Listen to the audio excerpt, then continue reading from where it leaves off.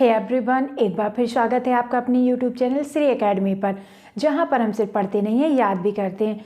तो फ्रेंड्स, जो हमारी यूनिट सेकंड है, यूनिट सेकंड इंडियन हिस्ट्री, जिसमें हमारा एक टॉपिक है आरण्यक। क्या नया टॉपिक है आरण्यक, उसके बारे में आज हम पढ़ने वाले हैं।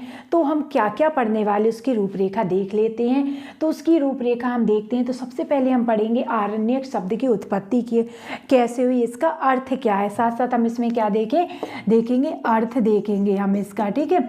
फिर हम पढ़ेंगे वेद एंड और उससे संबंधित आरण्यक, यानी जैसे कि हमने अपने पढ़े थे वो उपनिषद पढ़े थे, तब हमने उसमें देखा था कि वेदों से संबंधित उपनिषद कौन थे। इसी तरह से हम पढ़ेंगे हमारे वेदों से संबंधित आरण्यक कौन कौन से हैं, यानी ऋग्वेद से संबंधित कौन सा, यजुर्वेद से। यजुर्वेद में भी दो पार्ट है, कृष्ण और शुक्ल यजुर्वेद, उसमें हम पढ़ेंगे। फिर हम पढ़ेंगे जो हमारा सामवेद है। फिर हम देखेंगे अथर्ववेद का। फिर हम देखेंगे हमारे जो आरण्यक है, आरण्यक से संबंधित महत्वपूर्ण तथ्य कौन कौन से, यानी वन लाइनर फैक्ट आपके हम देखेंगे। फिर हम देखेंगे आरण्यक का महत्व क्या है, हमारे धार्मिक ग्रंथ में क्या क्या महत्व, फिर हम इसका क्रम देखेंगे। फिर हम रचनाकार पढ़ेंगे कि जो आरण्यक हैं, आरण्यक जो महत्वपूर्ण आरण्यक हैं, जिस तरह से महत्वपूर्ण उपनिषद है, उसी तरह से कुछ महत्वपूर्ण आरण्यक है, उनके रचनाकार कौन कौन है। फिर हम देखेंगे प्रतिपाद्य विषय क्या है। फिर हम देखेंगे इनकी संख्या कितनी है। फिर संख्याओं में किस तरह से इसका वर्णन किया गया, यानी जितनी संख्या हम उनका जो मुख्य आरण्यक है उन सबको हम डिटेल के साथ पढ़ेंगे। तो ये आज की हम क्लास में पढ़ने वाले हैं। तो आज की क्लास आपके लिए बहुत ज़्यादा इंपॉर्टेंट रहने वाली, बहुत यूजफुल रहने वाली। तो इसे आप बिल्कुल भी स्किप मत करना, अंत तक हमारे साथ जुड़े रहना। तो बने रहिए हमारे साथ। मैं हूँ श्वेता चौरसिया। आइए अब हम स्टार्ट करते हैं अपनी आज की क्लास। तो आप सबसे पहले लिखिए आरण्यक। मैं हमेशा बोलती हूँ आपको नोट्स बनाने हैं, PDF के चक्कर में नहीं रहना है, क्योंकि आप PDF के चक्कर में रह जाएंगे, फिर आप कुछ नहीं कर पाएंगे, क्योंकि ना आपका रिवीजन हो पाएगा एग्ज़ाम टाइम पे, और आपके नोट्स नहीं होंगे। जब तक आप लिखोगे नहीं तो आप समझ भी नहीं पाओगे ना चीज़ों को, क्योंकि हम जो चीज़ लिखते हैं वो हमें याद रहती हमेशा। तो हम सबसे पहले पढ़ते हैं हमारी उत्पत्ति कैसे होती आरण्य शब्द से, कि यह इसका क्या है शाब्दिक अर्थ, इसका क्या है इसका शाब्दिक अर्थ। तो हम देखते हैं कि जो हमारा आरण्यक है, आरण्यक का शाब्दिक अर्थ वन है। क्यों वन है? क्योंकि आरण्य मीन्स क्या होता है, वन होता है। अरण्य मीन्स क्या होता है, वन होता है। यहीं से हमारे आरण्यक शब्द की क्या होती है, उत्पत्ति होती है। अगर हम इसका अर्थ देखें कि इन्हें आरण्यक ग्रंथ क्यों कहा गया है, इन्हें कुछ और क्यों नहीं कह सकते हम, तो आरण्यक इन्हें इसलिए कहा गया है क्योंकि वह ब्राह्मण ग्रंथ, ये भी हमारे कैसे हैं, ब्राह्मण धार्मिक ग्रंथ हैं। तो वह धार्मिक या ब्राह्मण ग्रंथ जिनका अध्ययन कहाँ पर, जिनका अध्ययन वन में किया जाता था, वन में किया जाता है, उन्हें कहते हैं हमारे आरण्यक ग्रंथ। क्या कहते हैं उन्हें हम, आरण्यक ग्रंथ। यानी ऐसे ग्रंथ जिनकी रचना या जिनको किसके लिए लिखा गया, जब आप वन में जाओ वहाँ पर पढ़ पाओ, तो ऐसे ग्रंथों को क्या कहा गया, आरण्यक ग्रंथ। अब आपके मन में आ रहा होगा ऐसा क्यों कि हमें वन में जाके ही पढ़ना है। तो भाई पहले क्या होता था कि जो हमारे साधु लोग थे वो तपस्या किया करते थे, या उन्हें अपना गहन चिंतन करना, उन्हें अपनी एकाग्रता स्थिर रखनी है। तो वो क्या होता था, जो हमारी स्वर्ग से अप्सराएं आती थी, तो वो उनका क्या करती थी, जो ध्यान था वो उनका ध्यान भंग कर दिया करती थी। इसीलिए उन लोगों ने क्या सोचा, हम एकांत में जाएंगे। अब आप ही बताइए, जब आपको पढ़ना होता है तो आप क्या शोरगुल में, या जहाँ TV चल रही है या शोर शराबा हो रहा है वहाँ पढ़ने बैठ जाते, नहीं ना। तो इसी तरह से ग्रंथों को कुछ निर्माण किया गया था, कुछ ग्रंथों को लिखा गया था जो भाई एकाग्र में पढ़े जा सके। तो ऐसे ग्रंथों को क्या कहा गया, ऐसे ग्रंथों को आरण्यक ग्रंथ कहा गया। यानी वह ब्राह्मण ग्रंथ जिनका अध्ययन वन में किया जाता है, उन्हें हम क्या कहते हैं, आरण्यक कहते हैं, या आरण्यक ग्रंथ कहा जाता है। आपको याद रखना है। साथ ही क्यों लिखे गए थे, तो सन्यासियों के मार्गदर्शन के लिए। क्यों लिखे गए थे, सन्यासियों के, जो आपके सन्यासी सन्यासी रहते थे, सन्यासी के मार्गदर्शन के लिए लिखे गए थे। अब भाई कोई ऐसे सन्यासी होते, जैसे कुछ बच्चे ही ऐसे होते हैं जिनका ध्यान बहुत जल्दी भटक जाता है, कुछ ऐसे होती हैं कि जो ध्यान मतलब कुछ भी होता रहे उनका ध्यान नहीं भटकता है, उनका मन एकाग्र ही रहता है। तो भाई जैसे उनमें से कुछ सन्यासी ऐसे रहा करते थे जिनका ध्यान क्या होता था, भटक जाता था।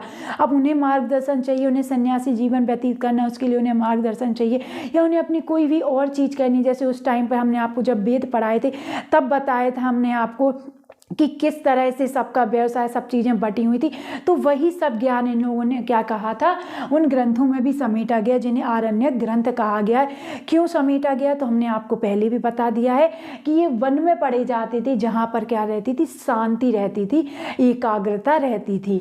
ठीक है, तो ये इन्हें सन्यासियों के मार्गदर्शन के लिए लिखा गया, आपको याद रखना है। ठीक है, अब हम अगला देखते हैं कि वेद और उससे संबंधित कौन कौन से हमारे आरण्यक हैं। तो आप एक साइड लिख लीजिए वेद और दूसरे साइड आप लिखिए ग्रंथ, यानी जो आरण्यक ग्रंथ हैं उनको लिखिए। तो एक साइड लिखिए आप वेद, आप ऊपर लिख लीजिए वेद एवं संबंधित ग्रंथ, यानी वेदों से संबंधित ग्रंथ। ठीक है, ये आपकी हेडिंग हो जाएगी। फिर आप इसमें एक साइड लिखिए वेद और दूसरे साइड लिखिए आरण्यक ग्रंथ। क्या, आरण्यक ग्रंथ। ठीक है, वेद और आरण्यक ग्रंथ। अब हम सबसे पहले देखते हैं ऋग्वेद। ऋग्वेद से संबंधित कौन सा आरण्यक ग्रंथ है, तो आपको याद रखना है ऐतरेय, सांख्यायन या कौस्तकी। क्या, या कौशिकी। ये हमारे क्या है, ऋग्वेद से संबंधित आरण्यक ग्रंथ है। दूसरा हम देखें यजुर्वेद। क्या, यजुर्वेद। तो यजुर्वेद से संबंधित कौन सा है, तो आपको याद रखना है बृहद। क्या आपको याद रखना है, बृहदारण्यक, यानी बृहद इसका नाम है, आरण्यक ग्रंथ है, इसलिए इसका नाम क्या हो गया, बृहदारण्यक। ठीक है, फिर आप लिखिए मैत्रेयी। ठीक है, इसके बाद आप इसमें लिखिए तैत्तरीय आरण्यक। ठीक है, ये आपकी यजुर्वेद से संबंधित है। अब आप लिखिए सामवेद से संबंधित आपका आरण्यक कौन सा है, तो जैमिनी उपनिषद। इधर उपनिषद भी आ रहा है, लेकिन आपको याद रखना है जैमिनी आरण्यक की यहाँ पर बात हो रही है। जैमिनी आरण्यक, या इसी को क्या कहा जाता है, तवलकार। ठीक है, राइटिंग पे फोकस मत करिए, मैं जो बोल रही हूँ वो लिखिए, क्योंकि हमें कम समय में ज़्यादा चीज़ें कवर करनी है, तो मैं राइटिंग पे ज़्यादा फोकस नहीं करती हूँ। ठीक है, अब आप लिखिए, हमारा उद्देश्य कम समय में आपको ज़्यादा डेटा प्रदान करना। अब जो आपका अथर्ववेद है, तो आपको याद रखना अथर्ववेद का कोई भी आरण्यक ग्रंथ नहीं है। अथर्ववेद का कोई भी आरण्यक ग्रंथ नहीं है, बाकी 3 वेदों के हैं। तो ऋग्वेद का ऐतरेय, सांख्यायन या कौशिकी है, यजुर्वेद का बृहद आरण्यक मैत्रेयी तैत्तरीय आरण्यक है, सामवेद का जैमिनी आरण्यक है, तवलकार। अथर्ववेद का कोई आरण्यक नहीं है। आपके क्वेश्चन में पूछ लिया जाए ऋग्वेद से संबंधित इनमें से कौन सा आरण्यक है या कौन सा आरण्यक नहीं, इसी तरह से यजुर्वेद से, इसी तरह से आपसे पूछ लिया जा सकता है सामवेद से और हमारे अथर्ववेद से, जिसका कोई भी आरण्यक नहीं है। आपको याद रखना है, हमने आपको बता दिए इससे किस तरह से क्वेश्चन आपके एग्जाम में पूछे जा सकते हैं। ठीक है, अब हम बात करते हैं इसके महत्वपूर्ण फैक्ट की, यानी जो वन लाइनर फैक्ट हैं वो, या आपके एग्जाम में क्वेश्चन कभी कभी पूछ लिया जाता है आरण्यक से संबंधित कौन कौन से तथ्य इनमें से सही हैं या कौन सा तथ्य इनमें से सही नहीं है। तो आपको ये तथ्य भी याद रखने हैं। आपके अगर मेंस में आप लिखोगे तो भी आप मेंस में ये सब चीज़ें लिख सकते हैं। ठीक है, तो आप लिखिए महत्वपूर्ण तथ्य। तो सबसे पहले इसमें लिखिए, इसमें आप सबसे पहले लिखिए जो हमारे आरण्यक है, आरण्यक हमारे ब्राह्मण ग्रंथ और उपनिषदों के मध्य की कड़ी हैं। क्वेश्चन अगर आपके एग्जाम में पूछ लिया जाए ब्राह्मण ग्रंथ और उपनिषद के मध्य की कड़ी किन्हें कहा जाता है, तो आपको याद रखना हमारे आरण्यक को कहा जाता है, आरण्यक ग्रंथों को कहा जाता है। तो आप यहाँ पर लिखिए ब्राह्मण, आप लिखिए ब्राह्मण ग्रंथों एवं उपनिषदों के मध्य की कहा जाता है हमारे आरण्यक ग्रंथों को? तो आप लिखिए इन्हें ब्राह्मण ग्रंथ एवं उपनिषदों के मध्य की कड़ी कहा जाता है। ठीक है, यानी इन दोनों को क्या रखते हैं, जोड़े रखते हैं। अब आप अगला लिखिए, इनका मुख्य विषय, इनका जो मुख्य विषय है, इनका मुख्य विषय क्या है, यज्ञ नहीं है। किनका मुख्य विषय यज्ञ नहीं है? वह कौन से ग्रंथ हैं जिनका मुख्य विषय यज्ञ नहीं है? तो आपको याद रखना आरण्यक। अब इनका मुख्य विषय यज्ञ नहीं है तो क्या है? तो आपको याद रखना है इनका मुख्य विषय यज्ञ नहीं है, अपितु यज्ञों में निहित, किसमें, यज्ञों में निहित आध्यात्मिक, यज्ञों में निहित आध्यात्मिक तथ्यों की मीमांसा है, की मीमांसा।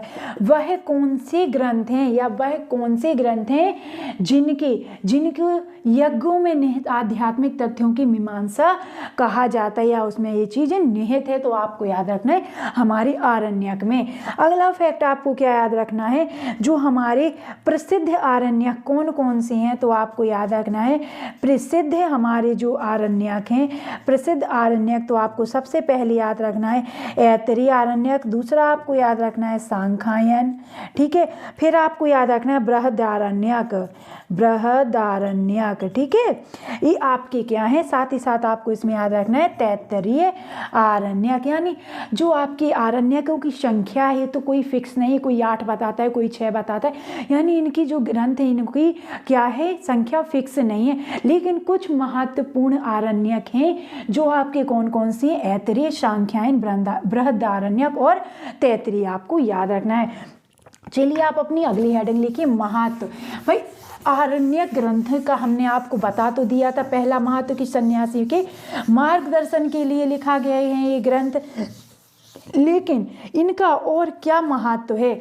अगर आपके एग्जाम में पूछ लिया जाए आरण्यक का महत्व इनमें से क्या क्या है, 4 उनने फैक्ट दे दिए, अब आपको बताना ABC या BCD या ACD या ABCD सभी, तो आपको ये सारे तथ्य भी याद रखने। साथ ही साथ मेंस में अगर पूछ लिया जाए आरण्यक क्या ग्रंथ क्या हैं, इनको वर्णन कीजिए, साथ ही साथ इनके महत्व समझाइए, या कुछ भी आपका इनसे रिलेटेड टॉपिक बन जाए तो भी आपको ये सारी डिटेल याद रखनी है। तो अब आप लिखिए महत्व, तो हमारे आरण्य ग्रंथों का क्या महत्व है? तो आपको याद रखना है जो वैदिक तत्व है, पहला आप लिखिए वैदिक तत्व मीमांसा, हम बात कर रहे हैं वैदिक तत्व मीमांसा की, के इतिहास में इनका बहुत अधिक महत्व है, आपको याद रखना है बहुत अधिक क्या है इनका महत्व है।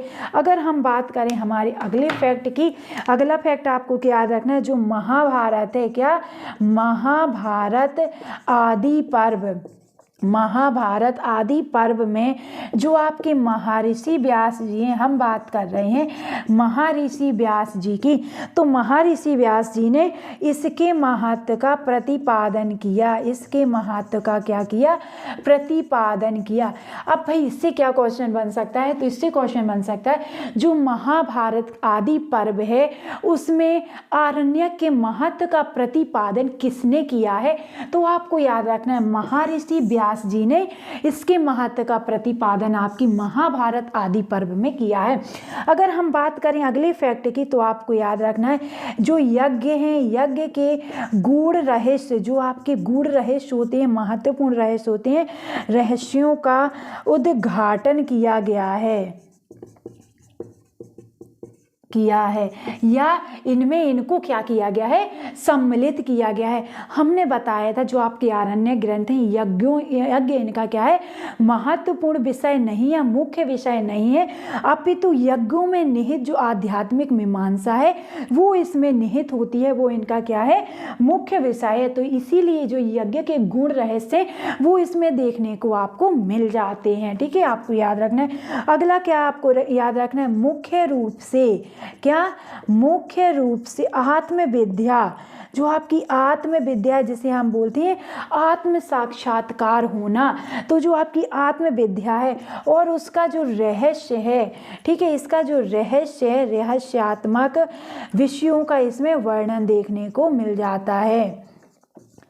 वह कौन से ग्रंथ आपके आरण्यक वह कौन से ग्रंथ हैं जिसमें आपके मुख्य रूप से आत्मविद्या और रहस्यात्मक विषयों का वर्णन किया गया है। तो आपको याद रखना आरण्यक। आप देख रहे हैं एक एक लाइन आपके लिए इम्पोर्टेंट रहने वाली है आज की क्लास की, इसीलिए आपको इस क्लास को बिल्कुल भी स्किप नहीं करके देखना है, ठीक है। चलिए अब हम देखते हैं अपनी क्रम क्या है। जैसे कि अभी तक हमने पढ़ लिए हैं, हमने क्या क्या ब्राह्मण ग्रंथ पढ़े हैं, यानी हमने अपने वेदों को पढ़ लिया, उपनिषद को पढ़ लिया, अब हम आरण्यक को पढ़ रहे हैं। तो इनका क्रम क्या है हमें समझ में नहीं आया है कि कब वेद लिखे गए हैं, या कब ब्राह्मण ग्रंथ लिखे गए, या कब उपनिषद आए, या कब आरण्यक आए हैं। तो आपको इनका क्रम याद रखना है, आपके एग्जाम में भी पूछा जा सकता है इनका क्रम। तो आपको सबसे पहले याद रखना है वैदिक संहिता, क्या आपको याद रखना है वैदिक संहिता आती है। फिर इसके बाद दूसरा क्रम में आता है आपका ब्राह्मण ग्रंथ, फिर लिखे गए आपके ब्राह्मण ग्रंथ। फिर आपको याद रखना है लिखे गए आरण्यक, क्या लिखे गए हैं आरण्यक ग्रंथ। फिर आपको याद रखना है उपनिषद लिखे गए हैं, क्या उपनिषद। तो आपको इनका क्या रखना है जो आपकी, इसीलिए आपके जो ब्राह्मण ग्रंथ है और उपनिषदों की मध्य कड़ी किनको कहा जाता है, आरण्यक ग्रंथों को कहा जाता है।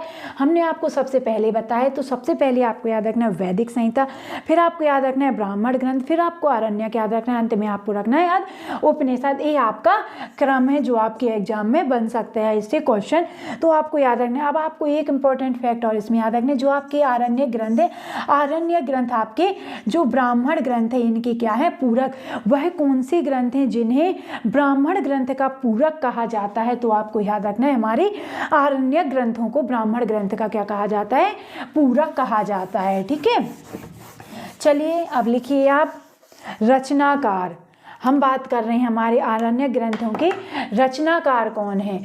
तो हम आपको एक बात बता दें, जो आपके आरण्यक ग्रंथ हैं, आरण्यक ग्रंथों के ब्राह्मण ग्रंथों की तरह रचनाकार पता नहीं है कि मतलब इनको जो एग्जैक्ट है किसने लिखे हैं। बट आपके जिस तरह से प्रमुख कुछ आरण्यक हमने आपको बताए हैं, जो प्रसिद्ध हैं, फेमस कुछ आपके आरण्यक हैं जो आपको हमने बताए थे, ऐत्रेय, सांख्यायन, बृहद आरण्यक, साथ ही साथ तैत्तिरीय। तो इनके रचयिताओं के नाम तो हमें पता है जो हम आपको पढ़ाएंगे, लेकिन हमें पता से मतलब ये नहीं है कि हमें पता नहीं है बाकी ग्रंथों के। मतलब जो आपके आरण्यक ग्रंथ हैं, आरण्यक ग्रंथों के रचनाकार कौन है, इसकी अभी तक कोई व्याख्या देखने को नहीं मिलती है। जैसे कि आपके ब्राह्मण ग्रंथों की व्याख्या देखने को नहीं मिलती है, लेकिन कुछ आपके ऐसे आरण्यक ग्रंथ हैं जिनके रचनाकार पता है। तो आप लिखिए, देखने को मिले हैं। तो आप लिखिए सबसे पहले ऐत्रेय ब्राह्मण, क्या आप लिखिए ऐत्रेय ब्राह्मण।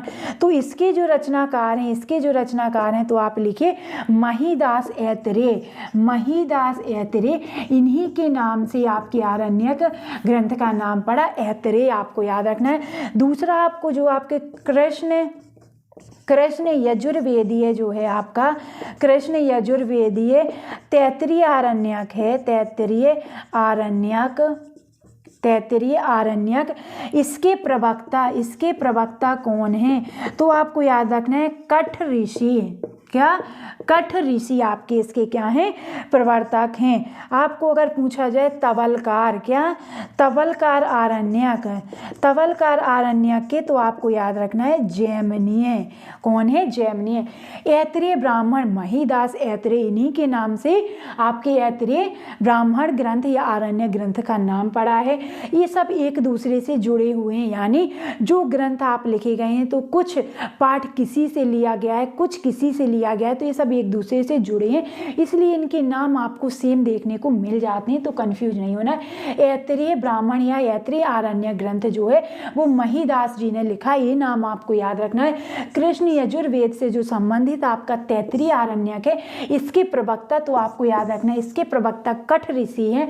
अगर हम बात करते हैं तवलकार आरण्यक की, तो आपको इनका नाम याद रखना है, क्या जैमिनीय। अब हम देखते हैं प्रतिपाद्य विषय, यानी जो आपके आरण्यक ग्रंथ हैं इनमें किन किन विषयों का प्रतिपादन किया गया है। तो इनको हमने नाम दिया है प्रतिपाद्य विषय। आप लिखिए प्रतिपाद्य विषय। आई होप आपको समझ में भी आ रहा होगा और पढ़ने में अच्छा भी लग रहा होगा कि सारी इंफॉर्मेशन यूजफुल है। तो प्रतिपाद्य विषय में आप लिखिए सबसे पहले आत्मदर्शन, आत्मदर्शन का इसमें प्रतिपादन किया गया है। फिर आत्मदर्शन हो गया तो अब हम क्या करेंगे, हम परमात्मा के दर्शन करेंगे। तो परमात्म दर्शन, आप इसको याद कैसे रखेंगे, आत्मदर्शन। सबसे पहले इंसान खुद के, हम बोलते हैं ना, खुद के अंदर झांक के देखो जब दूसरों के बारे में कुछ बोलो, तो वही चीज़ है। हमने आत्मदर्शन कर लिया तो हमें क्या हो गए, परमात्मा के दर्शन हो गए। आपको हम एक दूसरे से रिलेट करके पढ़ना है, हम हमेशा आपको ऐसे ही पढ़ाते हैं। अगला आपको याद रखना है आध्यात्मिक दर्शन। फिर जब आपने क्या कर लिया, परमात्मा का दर्शन कर लिया, तो हम क्या बोलते हैं, अध्यात्म ज्ञान हो गया। तो उसी तरह से आपको याद रखना है आध्यात्मिक दर्शन। ठीक है, फिर आपको देखना है यज्ञ, किसकी बात कर रहे हैं हम, यज्ञ। यज्ञों के जो आध्यात्मिक दर्शन है या ज्ञान है वो हमें यहाँ पर देखने को मिलता है। आध्यात्मिक दर्शन या ज्ञान या वर्णन इसमें देखने को मिलता है। अगला आपको याद रखना है, इसमें प्राण विद्या की महिमा का वर्णन किया गया है। प्राण विद्या की महिमा। अब भाई जब आत्मदर्शन हो रहा है, परमार्थ दर्शन हो रहा है और साथ ही साथ आध्यात्मिक दर्शन हो रहा है, तो क्या होगा, अब हमें प्राण विद्या के बारे में यानी पता चल जाएगा कि ये है क्या एक्चुअल में। तो आपको इस तरह से याद रखना है। और यज्ञ का आध्यात्मिक दर्शन तो आप याद रख ही सकते हैं, क्योंकि यज्ञों की बात तब से ही चली आ रही है कि जो यज्ञ हैं, यज्ञों को वर्णन इसमें देखने को मिलता है। भले ही इनका मुख्य विषय नहीं है, लेकिन इससे रिलेटेड जानकारी इसमें देखने को मिलती है। ठीक है, मुख्य रूप से। तो अब आपको क्या याद रखना है, अब हम आपको आगे बताते हैं कि प्राण विद्या क्या है। अभी आप ये लिखिए, इन सभी का क्या किया गया है, इसमें विशेष रूप से क्या किया गया है, प्रतिपादन किया गया है विशेष रूप से। तो आपको याद रखना, आत्मदर्शन, परमात्म दर्शन, आध्यात्मिक दर्शन, यज्ञों के आध्यात्मिक दर्शन का वर्णन किया गया, प्राण विद्या की महिमा बताई गई। अब आपको याद रखना है कि जो प्राण विद्या है, प्राण विद्या होती क्या है भाई, हम पहली बार सुन रहे हैं, तो आप याद रखिए प्राण की ब्रह्मा के रूप में इसमें उपासना बताई गई है।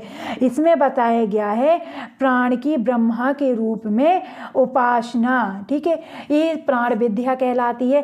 साथ ही साथ जो आपका मैत्रेयी आरण्यक है, क्या मैत्रेयी आरण्यक है, आपको याद रखना है, जो आपका मैत्रेयी आरण्यक है, आरण्यक में प्राण को अग्नि और परमात्मा बताया गया है। जो आपके प्राण है, प्राण को क्या बताया गया है, आपको याद रखना है, अग्नि और परमात्मा बताया गया है। वह कौन सा आरण्यक है जिसमें वह कौन सा आरण्यक है जिसमें प्राण को अग्नि और परमात्मा बताया गया है। तो आपको याद रखना है मैत्रेयी आरण्यक में बताया गया है। जो प्राण विद्या क्या है, तो प्राण में मतलब इन्हें बताया प्राण की जो इसमें क्या किया गया, ब्रह्मा के रूप में उपासना बताई गई है। प्राण विद्या में आपको क्या याद रखना है, ब्रह्मा के रूप में उपासना करना कौन सी विद्या कहलाती है, या वह कौन सी विद्या जिसमें ब्रह्मा के रूप में उपासना की जाती है। तो आपको याद रखना है हमारी प्राण विद्या। अब आपको इसको याद कैसे रख सकते हैं, तो हम बोलते हैं ना ब्रह्म शब्द कुछ है ना, तो आपको इस ब्रह्म से याद रखना है, ब्रह्मा की उपासना प्राण विद्या कहलाती है। और जो आपका मैत्रेयी आरण्यक है, मैत्रेयी आरण्यक में प्राण को अग्नि और परमात्मा बताया गया। आपने अगर सोचा होगा तो सब बोला जाता है कि जो हमारी आत्मा है, आत्मा को हमेशा हमने जैसे मूवी या सीरियल वगैरह में देखा है, तो उसमें कैसे दिखाई गई, एक ज्योत जलती दिखाई गई। तो वही चीज आपको याद रखना है, हमारी प्राण कैसी है, एक अग्नि है। क्या है, अग्नि है और परमात्मा है। तो इसका वर्णन कहाँ देखने को मिलता है इस रूप में, तो आपको याद रखना है मैत्रेयी आरण्यक में। आपको हर एक लाइन बहुत अच्छे से याद रखनी है, और ये याद तभी रह पाएगी जब आप इसको लिखोगे। क्योंकि जब आप लिखते हो किसी चीज़ को, बोलते थे ना छोटे में कि अगर कोई चीज़ नहीं बन रही है तो उसे लिख लिख के याद कर लो। तो अब इतना समय तो नहीं है कि आप लिख लिख के याद करो, इसलिए आपको लिखना है, फिर उसको बार बार रिवाइज करना है। अगर आप PDF देखते हैं तो आप रिवाइज नहीं कर पाओगे, क्योंकि आपको जब एग्जाम टाइम में देखने को नहीं मिल पाएगा कि कौन सी फाइल है, कहाँ है, क्या है, तो इसमें टाइम ज़्यादा होगा। तो आप अपने सिनॉप्सिस बनाते चलिए। साथ ही साथ आपका जो अगर आप अभी लिखते जाओगे तो मेंस का भी आपका कवर होता जाएगा। ठीक है, अब हम बात करते हैं इनकी संख्या की। तो ये तो हम आपको पहले भी बता चुके हैं, किसी ने 6 बताई है, किसी ने 8 बताई है। तो आपको इसकी संख्या के पीछे नहीं भागना है, बस जो हमने आपको इम्पोर्टेंट आरण्यक बताए हैं उनके रचनाकार आपको याद कर लेना है। अब हम बात कर लें कि जो ऋग्वेद से हमने कहा था ना, अब हम वर्णन पढ़ेंगे, यानी जो आपके फेमस आपके कुछ आरण्यक हैं, तो हम उनका क्या देख लेते हैं, डिटेल देख लेते हैं। तो आप सबसे पहले लिखिए ऋग्वेद से संबंधित संबंधित आरण्यक। आप लिखिए यहाँ पर ऋग्वेद से संबंधित आरण्यक, ऋग्वेद से संबंधित आरण्यक आप यहाँ पर लिखिए। क्या? ऋग्वेद से संबंधित आरण्यक आप यहाँ पर लिखिए। तो सबसे पहले कौन सा आता है? तो हम सभी, अब तो सबको याद हो गया होगा क्योंकि वेद में भी पढ़ लिया है, उपनिषद में भी पढ़ लिया और अभी क्लास में भी पढ़ लिया। तो आपको याद रखना है ऐतरेय आरण्यक। क्या? ऐतरेय आरण्यक। अब इससे रिलेटेड तो आपको ये तो पता है ही कि ऐतरेय आरण्यक का संबंध किससे। पहला क्वेश्चन, ऐतरेय आरण्यक का संबंध किससे है? तो आपको याद रखना है ऋग्वेद से है। दूसरा क्वेश्चन, इसमें टोटल कितने अध्याय हैं? टोटल कितने अध्याय हैं? तो आपको याद रखना है मुख्य रूप से 5 अध्याय इसमें हमें देखने को मिलते हैं। कितने? मुख्य रूप से 5 अध्याय इसमें देखने को मिलते हैं। जो अध्याय है, अध्याय को और क्या कहा जाता है? तो आपको याद रखना है इन्हें प्रपाठक भी कहा जाता है। क्या कहा जाता है? अध्यायों को प्रपाठक भी कहा जाता है। प्रपाठक किन्हें कहा जाता है? अध्याय को प्रपाठक कहा जाता है। अगला आपको याद रखना है, अगला जो इनके हमने आपको मुख्य अध्याय बताए हैं 5, तो अगर हम इनके रचनाकार देखें, क्या? अगर हम इनके रचनाकार देखें तो जो आपके पहले 3 हैं, कौन से? जो आपको याद रखना है जो पहले 3 हैं, पहले 3, इन सब की रचना किसने की? तो आपको याद रखना है इन सब की रचना ऐतरेय ने की। किसने? ऐतरेय ने इनकी रचना की। जो महिदास ऐतरेय थे उन्होंने रचना की। जो आपका चौथा है, चौथा, तो आपको चौथा जो मुख्य आपका अध्याय है तो इसके रचनाकार आपको याद रखना है आश्वालायन है। कौन? आपको याद रखना है आश्वालायन। ठीक है। और जो आपका 5वां अध्याय है, 5वां अध्याय के रचनाकार कौन है? तो आपको याद रखना है शौनक। कौन? शौनक आपके रचनाकार हैं। मुख्य अध्याय 5 इसमें देखने को मिलते हैं। पहले तीन जो हैं उनकी रचनाकार कौन है? महिदास ऐतरेय आपको याद रखना है। और जो बाकी 2 हैं यानी 4, चौथा आपको आश्वालायन याद रखना है और 5वां आपको शौनक याद रखना है। कौन? शौनक आपको याद रखना है। अगर अब हम पढ़ते हैं दूसरा आरण्यक, तो आपको दूसरा आरण्यक के बारे में क्या क्या याद रखना है आप लिख लीजिए। दूसरे आरण्यक तो साथ ही साथ आपको देखना है जो आपका ऐतरेय आरण्यक है, इसमें किस चीज़ का वर्णन देखने को मिलता है? तो सबसे पहले आप वर्णन लिख लीजिए। तो इसमें हमने आपको पहले ही बताया था प्राण विद्या, आप लिखिए प्राण विद्या। इसमें प्रज्ञा का महत्व आपको याद रखना है, प्रज्ञा का महत्व। फिर आपको याद रखना है आत्मस्वरूप। जब आत्म ज्ञान हम लेते हैं तो आत्म दर्शन करते हैं, तो इसमें सीधी सी बात है आपको आत्मस्वरूप का वर्णन याद रखना है। फिर आपको याद रखना है वैदिक अनुष्ठान इसमें देखने को मिलते हैं। क्या? वैदिक अनुष्ठान इसमें देखने को मिलती है। फिर स्त्रियों का महत्व इसमें देखने को मिलता है, स्त्रियों का महत्व इसमें देखने को मिलता है। फिर आपको याद रखना है शास्त्रीय महत्व देखने को मिलता है। फिर अंत में आपको याद रखना है आचार संहिता। क्या? आचार्य संहिता। ठीक है। आपको क्या याद रखना है इसमें?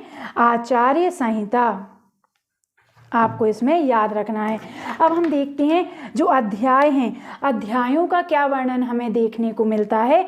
अध्यायों का क्या वर्णन देखने मिलता है तो हम वो देख लेते हैं। अब हमने पढ़ लिया जो ऐतरेय हमारा आरण्यक है, ऐतरेय आरण्यक में किस चीज़ का वर्णन किया गया है। तो सबसे पहले हमने देखा प्राण विद्या, फिर प्रज्ञा का महत्व, फिर वैदिक संहिता जो आपकी हैं वो इसमें बताई गई हैं, वैदिक आचार संहिता। स्त्रियों का महत्व हमें इसमें देखने को मिलता है। फिर आपको याद रखना शास्त्रीय महत्व भी देखने मिलता है। अब जो आपके 5 अध्याय हैं, 5 अध्याय हैं, इसमें क्या क्या देखने को मिलता है? 5 अध्यायों का वर्णन हम देख लें। 5 अध्यायों का वर्णन, अभी हमने ऐतरेय आरण्यक का वर्णन देखा। अब हम देखते हैं जो उसमें मुख्य 5 आपको अध्याय बताए गए उनमें क्या क्या देखने को मिलता है तो उनका वर्णन। तो सबसे पहले तो आपको याद रखना है इन्हें अध्यायों को क्या कहा जाता है? प्रपाठक भी कहा जाता है। फिर आपको याद रखना है अध्यायों में हमें क्या देखने को मिलता है। तो पहले अध्याय में आपको याद रखना है महाव्रत का वर्णन किया गया है। पहला अध्याय आपको याद रखना है महाव्रत का वर्णन किया गया। दूसरे अध्याय में आपको याद रखना है जो आपकी प्राण विद्या है। क्या? प्राण विद्या और पुरुष की विवेचना की गई है। प्राण विद्या और पुरुष की विवेचना की गई है। पुरुष की क्या की गई है? इसमें विवेचना आपको याद रखना है। प्राण विद्या और पुरुष की विवेचना आपको याद रखना है इसमें की गई। कौन से अध्याय में? तो आपको इसमें याद रखना है दूसरे अध्याय में की गई है। किस में की गई है, दूसरे अध्याय में की गई है। फ्रेंड्स, अगर आपको पढ़ाना अच्छा लग रहा है, साथ ही साथ आपको लग रहा है कि हमारी क्लास यूजफुल है और हमारे साथ अगर आप पहली बार जुड़े हैं तो प्लीज़ चैनल को सब्सक्राइब कर लीजिए, क्योंकि ऐसी ही मज़ेदार क्लासेस अब आपको क्या है, डेली मिलने वाली हैं, है ना। तो आपको बिल्कुल परेशान नहीं होना है कि हम कहाँ से कौन सी चीज़ पढ़ें और कहाँ से इनको याद करें। इसमें हमें दूसरे अध्याय में प्राण विद्या और पुरुष की विवेचना देखने को मिलती है, जो हमारा तीसरा अध्याय है। तीसरा अध्याय में हमें क्या देखने को मिलता है, तो तीसरे अध्याय में आपको याद रखना है, इन सही जो आपकी तीसरा अध्याय, इसे क्या कहा जाता है, इसे संहिता उपनिषद भी कहा जाता है। संहिता उपनिषद इसको कहते हैं, क्योंकि जो हमने आपको बताया था वैदिक आचार संहिता का वर्णन हमें ऐतरेय ब्राह्मण में देखने को मिलता है, ऐतरेय आरण्यक में देखने को मिलता है। तो किस अध्याय में, तो आपको याद रखना है हमारे तीसरे अध्याय में, इसलिए इसको संहिता उपनिषद भी कहा जाता है, आपको याद रखना है। फिर जो हमारा चौथा अध्याय है, चौथा अध्याय आपको याद रखना है महानामनी, क्या, महानामनी और ऋचाओं का संकलन, महानामनी ऋचाओं का संकलन, जो महाव्रत में बोली जाती हैं। किसमें, जो महाव्रत में बोली जाती हैं। महानामनी क्या है और इसका वर्णन हमें कहाँ देखने को मिलता है, तो आपको याद रखना है ऐतरेय आरण्यक में देखने को मिलता है। साथ ही साथ आपको याद रखना है किस अध्याय में, तो चौथे अध्याय में देखने को मिलता है महानामनी। तो आपको याद रखना है ऋचाओं का संकलन है, जिनको हम कब पढ़ते हैं, तो जो हमारा महाव्रत है, महाव्रत में बोली जाने वाली ऋचाओं का संकलन महानामनी आपके चौथे अध्याय में वर्णित है, आपको याद रखना है। पांचवें अध्याय में आपको याद रखना है निष्केवल्य, जो आपके शस्त्र हैं या मंत्र हैं, तो मंत्रों का वर्णन हमें यहाँ पर देखने को मिलता है। कहाँ पर, आपके पांचवें अध्याय में। आपको याद रखना है पहले अध्याय में महाव्रत का वर्णन किया गया, फिर जो महाव्रत के समय जो आपकी ऋचाएं बोली जाती हैं उन्हें महानामनी कहा गया है। तो इनका वर्णन आपको कहाँ देखने को मिलता है, चौथे अध्याय में। और दूसरे अध्याय में प्राण विद्या और पुरुष की विवेचना की गई है। तीसरा जो अध्याय है, तीसरे अध्याय में वैदिक आचार संहिता का वर्णन देखने को मिलता है, इसलिए इनको संहिता उपनिषद भी कहा जाता है, आपको याद रखना। और पांचवें में निष्केवल्य शस्त्र मंत्रों का वर्णन हमें देखने को मिलता है। अपना अगला आरण्यक आप लिखिए सांख्यायन आरण्यक, आप लिखिए सांख्यायन आरण्यक।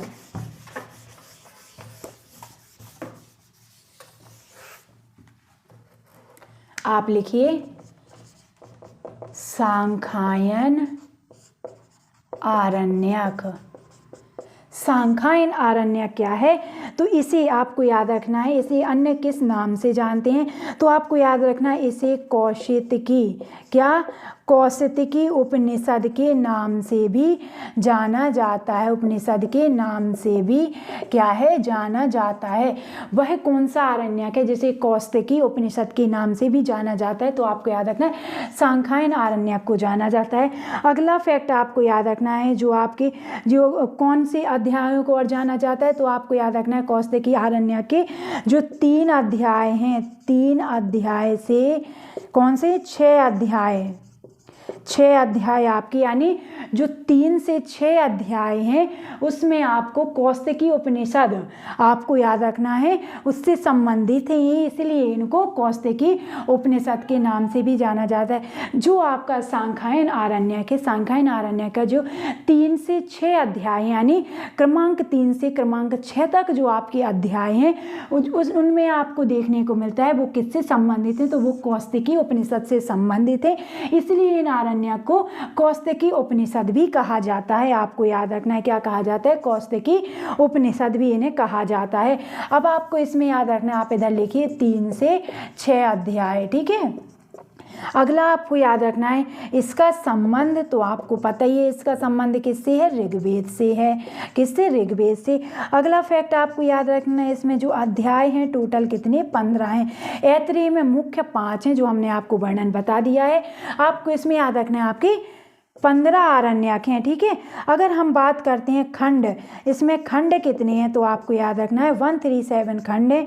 अगर हम बात करते हैं इसमें कि ये आपके अध्याय तो 15 आपको याद रखना है, खंड आपको कितने याद रखना है 137 खंड आपको याद रखना है। अब आप लिख लीजिए यजुर्वेद से संबंधित आरण्यक, किससे, यजुर्वेद से संबंधित आरण्यक, यजुर्वेद, आप लिखिए यजुर्वेद से संबंधित आरण्यक। तो आप सबसे पहले आप आरण्यक लिखिए कृष्ण यजुर्वेद।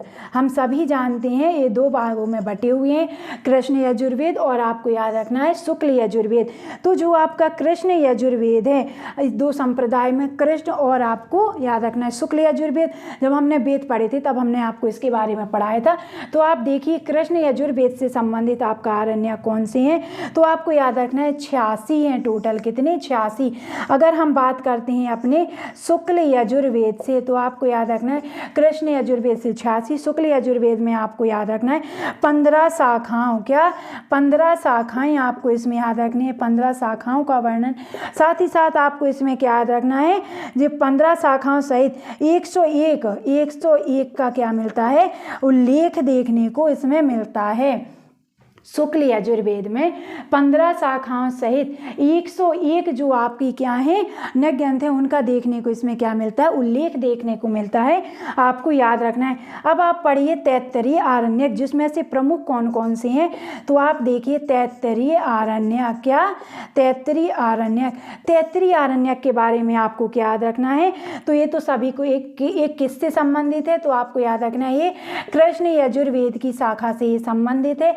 अगला आपको इससे रिलेटेड क्या जानकारी याद रखनी है, इसमें 10 प्रपाठक, यानी इसमें कितने अध्याय हैं, 10 अध्याय हैं। अध्याय प्रपाठक को ही अध्याय कहा जाता है, या परिच्छेद हैं, आपको याद रखना है कितने 10। आपको ये सभी संख्याएं याद रखनी है कि किसमें कौन सी हैं। अब आप अगला लिखिए मैत्रेयनी, अगला लिखिए आप मैत्रेयनी आरण्यक,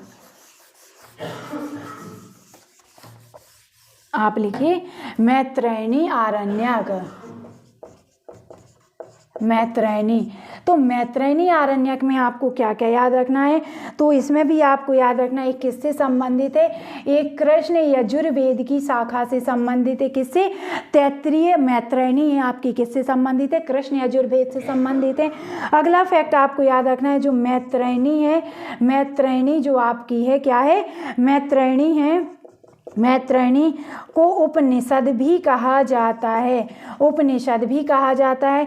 अगला पाठ आपको याद रखना है, इसके जो प्रपाठक हैं, इसके कौन है, प्रपाठक, इसमें कितने हैं, प्रपाठक इसमें 7 हैं। और जो आपके प्रपाठक हैं, प्रपाठक क्या है, यही क्या है, खंडों में विभक्त हैं, किसमें, खंडों में यही विभक्त हैं, हमें देखने को मिलते हैं। अब हम पढ़ते हैं सामवेद के आरण्यक, किनके, सामवेद के आरण्यक, जल्दी जल्दी लिखते जाइए आप, सामवेद के आरण्यक, सामवेद के जो आरण्यक हैं आप वो लिखिए। तो सामवेद के जो आरण्यक हैं ये कितनी शाखाओं में विभक्त हैं, तो आपको याद रखना है 1000 शाखाओं में, कितनी शाखाओं में विभक्त हैं, 1000 शाखाओं में ही क्या है, विभक्त हैं। जिनमें प्रमुख आपको याद रखना है, प्रमुख आपको याद रखना है तवलकार, तवलकार, और आपको दूसरा याद रखना है छांदोग्य, क्या याद रखना है, छांदोग्य। तो सबसे पहले आप पढ़िए तवलकार के बारे में, आप लिखिए तवलकार। सामवेद 1000 शाखाओं में विभक्त है, आपको याद रखना है प्रमुख है तवलकर और तवलकार, और आपको याद रखना है छांदोग्य। तो सबसे पहले आप लिखिए तवलकार। तवलकार में जो है तो आपको याद रखना है जैमिनी, क्या, जैमिनी शाखा का ये है, किसका है, जैमिनी शाखा का, जैमिनी शाखा का ये आरण्यक है, आपको याद रखना है। जो तवलकार है कौन सी शाखा से संबंधित है, तो आपको याद रखना है जैमिनी शाखा से ये संबंधित है। अगला अगर आपसे पूछा जाए इसका प्रधान प्रतिपाद्य विषय क्या है, प्रधान प्रतिपाद्य विषय, प्रधान प्रतिपाद्य विषय क्या है, तो आपको याद रखना है इसमें ओम और गायत्री मंत्र का महत्व बताया गया है, ओम और गायत्री मंत्र का महत्व इसमें बताया गया है, ठीक है, प्रतिपाद्य विषय। दूसरा आपको इसमें याद रखना है वेदों से सृष्टि है, वेदों से सृष्टि की प्रक्रिया इसमें हमें देखने को मिल जाती है। अगला फैक्ट आपको इसमें याद रखना है, प्राचीन धार्मिक मान्यताएं जो हैं वो हमें इसमें देखने को मिलती हैं। प्राचीन धार्मिक मान्यताएं हैं जो हमारी, वो हमें यहाँ पर देखने को मिलती हैं। अगला आपको याद रखना है, जो प्राचीन भाषा है, प्राचीन भाषा व इसकी जो शब्दावली है वो हमें यहाँ पर देखने को मिलती है। अगला फैक्ट आपको याद रखना है, इसमें देवशास्त्रीय, क्या, देवशास्त्रीय एवं ऐतिहासिक तथ्य देखने को मिलते हैं। ऐतिहासिक तथ्य इसमें देखने को मिलते हैं। सामवेद या 1000 शाखाओं से इसमें विभक्त है। प्रमुख तवलकार और छांदोग्य। तवलकार में आपको याद रखना है ये जैमिनी शाखा का आरण्यक है। इसके प्रधान प्रतिपाद्य विषय कौन कौन से हैं, तो ओम और गायत्री मंत्र का महत्व बताया, वेदों से सृष्टि की प्रक्रिया बताई गई है, प्राचीन धार्मिक मान्यताएं इसमें देखने को मिलती हैं, प्राचीन भाषा व शब्दावली देखने को मिलती है, देवशास्त्र और इसमें ऐतिहासिक तथ्य इसमें देखने को मिलते हैं। आपको याद रखना है। अपना लिखिए अगला, छांदोग्य आरण्यक, क्या, छांदोग्य आरण्यक। आप लिखिए छांदोग्य आरण्यक।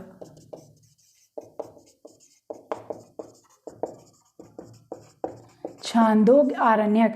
तो छांदोग्य आरण्यक में आपको क्या याद रखना है, एक कौन से के किससे संबंधित है, तो आपको याद रखना है ये तांडव ब्राह्मण से संबंधित है। तांडव ब्राह्मण जो ग्रंथ है या शाखा है उससे इसका संबंध है, आपको याद रखना है। और इसका जो पहला मतलब जो आपका छांदोग्य उपनिषद है, छांदोग्य जो आपका उपनिषद है, छांदोग्य उपनिषद का पहला भाग जो है, पहला भाग क्या कहलाता है, छांदोग्य आरण्यक कहलाता है। कुछ अलग से नहीं है, हमने क्या कहा था, सब एक दूसरे से क्या है, रिलेट करते हैं, इसलिए इनके नाम भी सेम है, बस अध्याय एक दूसरे से जोड़े गए हैं, इसलिए इन ग्रंथों को अलग अलग नाम दे दिया गया। छांदोग्य आरण्यक, तो तांडव जिस तरह से आपको छांदोग्य उसी तरह से आपको रखना है तांडव ब्राह्मण से या इसकी शाखा या ग्रंथ से इसका संबंध है। जो आपका छांदोग्य उपनिषद है उसका पहला भाग ही क्या कहलाता है, छांदोग्य आरण्यक कहलाता है। तो फ्रेंड्स ये थी हमारी आरण्यक से संबंधित क्लास, जिसमें हमने जो आरण्यक है, आरण्यक ग्रंथ हैं, इनसे रिलेटेड सारी जानकारी पढ़ ली है। साथ ही साथ किस तरह से आपके एग्जाम में क्वेश्चन फ्रेम हो सकते हैं, किस तरह से आपके एग्जाम में क्वेश्चन पूछे जा सकते हैं, हमने वो भी पढ़ लिया है। तो इसी तरह से आपको अपनी नोट्स बना लेने हैं और उनको बार बार रिवाइज करना है जिससे आप भूलें नहीं। तो फ्रेंड्स अगर आप हमसे पहली बार जुड़े हैं तो प्लीज़ इस चैनल को सब्सक्राइब कर लीजिए, क्योंकि इसी तरह से आपके सभी टॉपिक कवर होने वाले हैं, सभी कवर आपके टॉपिक यहाँ पर कराए जाएंगे। तो आपको हमारी क्लास पसंद आई है तो प्लीज़ लाइक कर लीजिए, प्यारे प्यारे से कमेंट कर लीजिए। ऐसे ही अगली क्लास में हम आपको मिलते हैं, तब तक के लिए आप अपना ध्यान रखिए, स्वस्थ रहिए, खुश रहिए। नमस्कार दोस्तों, बाय बाय।